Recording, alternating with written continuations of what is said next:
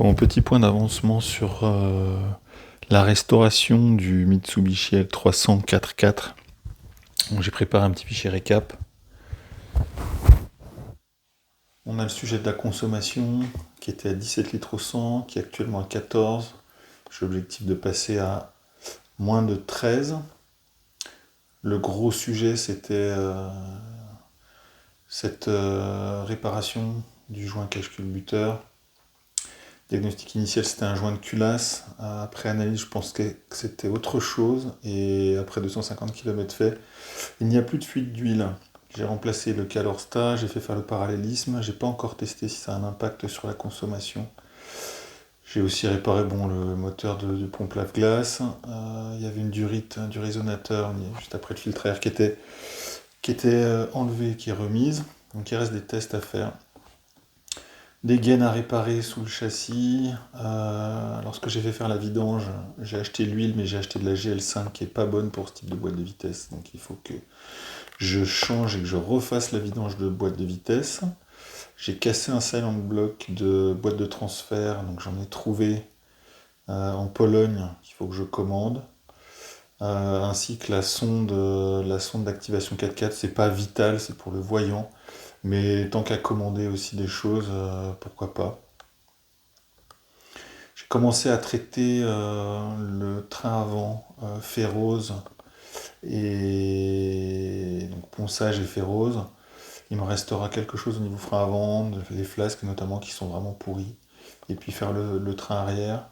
J'ai constaté qu'il n'y avait plus les butées de lame d'amortissement, lame d'amortisseur, pardon. Donc je les ai trouvées sur un Yamaha, site japonais. Il faut que je change les amortisseurs qui sont cuits, que je pose les butées évidemment, les amortisseurs. Et puis un certain nombre de traitements, donc il y avait de l'eau qui s'infiltrait au niveau conducteur, passager, donc habitacle. J'ai refait le joint de pare-brise, j'ai traité aussi les trous d'antenne, de rétro pour les rendre étanches. J'ai pas encore vraiment pu tester, mais j'espère que ça résout le problème.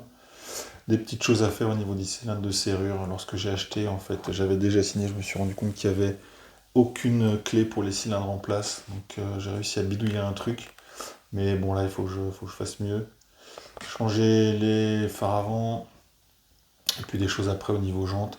Tout ça, c'est avant l'aménagement. Voilà. Donc voilà à quoi il ressemble. Je prévois de faire les jantes en noir. Là, le traitement, donc c'est avec du polytrol pour que ça fasse ressortir un peu le noir là qui est vraiment passé. Et puis le vert qui fait un petit peu usé.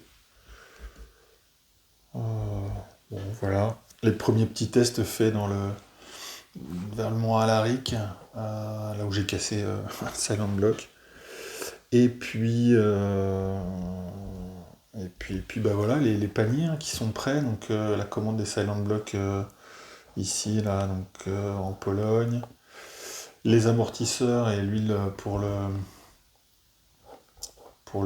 vidange de boîte de vitesse. Et puis la commande sur le site Amayama pour les butées de la main d'amortissement. Voilà, pas mal de petites choses à faire. Et puis sans compter que j'ai aussi à finir le jumper, il faudrait que je fasse assez rapidement, et ça j'en parlerai dans une autre vidéo.